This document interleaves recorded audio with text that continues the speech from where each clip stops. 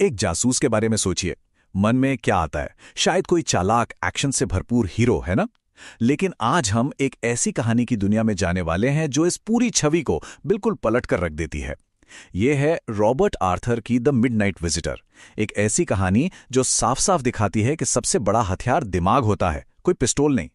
तो चलिए सीधे कहानी में चलते हैं। हम सब जासूसी कहानियों से क्या उम्मीद करते हैं? थोड़ा सा रहस्य, खतरा, गोलियों की आवाज, वही सब है ना। फॉलोअर, जो एक लेखक है, बिल्कुल यही सोचकर हमारे जासूस ऑजिबल से मिलने पहुंचता है। लेकिन उसे मिलता क्या है? उसकी उम्मीदों से एकदम उल्टा। ऑजिबल कोई जेम्स बॉन्ड तो बिल्कुल नहीं है, और बेचारे फॉलोअर की जो निराशा है ना, वो साफ महसूस की जा सकती है।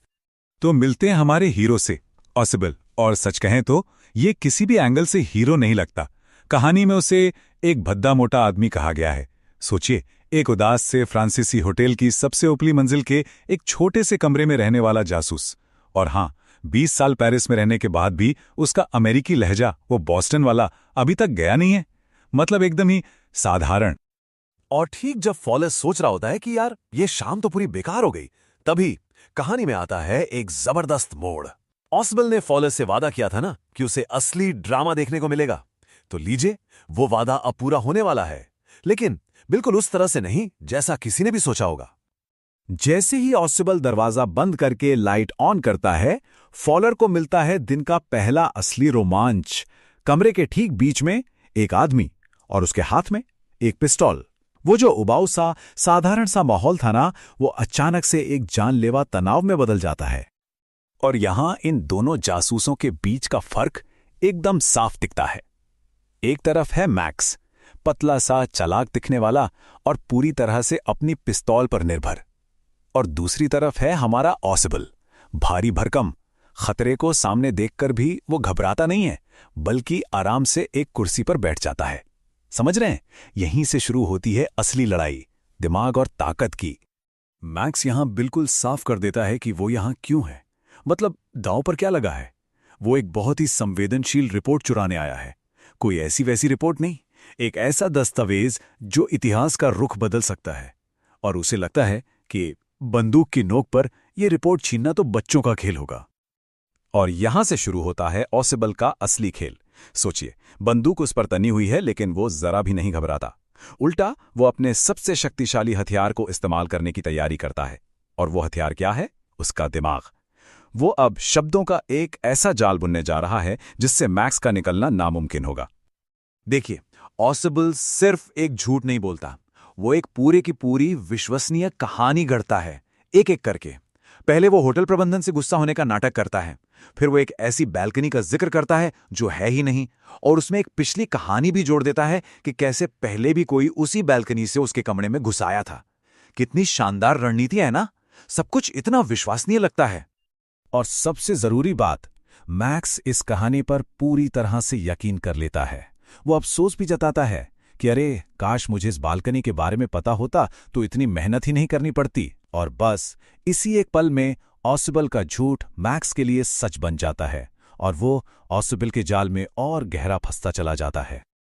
जाल तो बिछ चुका था, और तभी दरवाजे पर एक दस्तक होती है।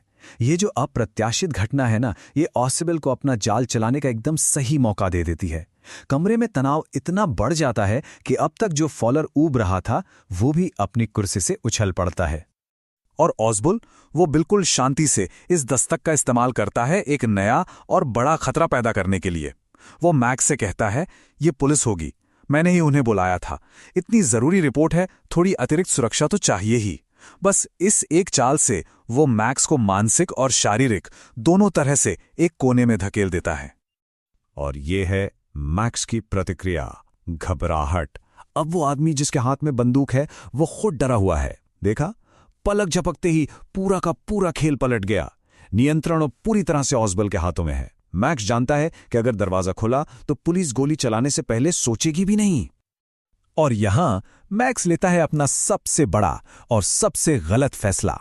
वो काल्पनिक पुलिस का सामना करने के बजाय उस काल्पनिक बालकनी पर भरोसा करना चुनता है। वो ऑसिबल को धमकी देता है, उन्हें वापस भेज दो, मैं बालकनी पर इंतजार करूंगा, नहीं तो मैं गोली चला दूंगा और अपनी किस्मत आजमाऊंगा। कहानी का क्लाइमैक्स इतनी तेजी से आता है कि पता भी नहीं चलता। जैसे ही दरवाजे का हैंडल घूमता है, मैक्स खिड़की से नीचे कूद जाता है। लेकिन उसके बाद गोली की आवाज नहीं, सिर्फ एक तेज, कान फाड़ देने वाली चीख सुनाई देती है, और फिर सन्नाटा। और अब पर्दा उठता है ऑजेबल के बुने हुए जाल से। जो कुछ भी हुआ वो किसी बंदूक से नहीं, बल्कि सिर्फ एक विचार से, एक सोच से हुआ। ये है दिमाग की जीत, ताकत के ऊपर एक बेहतरीन जीत। तो सबसे पहला सवाल, दरवाजे पे आखिर था कौन? फॉलर तो अभी भी यही सोच रहा है, चेहरा एकदम सफेद पड़ा हुआ है उसका, कि बाहर पुलिस खड़ी है। दरवाजे पर पुलिस नहीं थी, वो तो बस हेनरी था, एक वेटर, हाथ में एक ट्रे, एक बॉटल और 2 ग्लास लिए। वो पुलिस वाली कहानी पूरी तरह से मनगढ़ंत, एक साधारण सा रूम सर्विस ऑर्डर जिसे ऑसिबल ने अपनी हाजिर जवाबी से एक जानलेवा हथियार बना दिया। लेकिन अभी भी एक आखिरी और सबसे जरूरी सवाल बाकी है, वही सवाल जो फॉलर हकलाते हुए पूछता है। वो जानना चाहता है कि पुलिस तो नहीं थी, लेकिन वो मैक्स जो बालकनी पर इंतजार कर रहा है, वो अब वापस आएगा या नहीं। और ये है आखिरी मास्टर स्ट्रोक।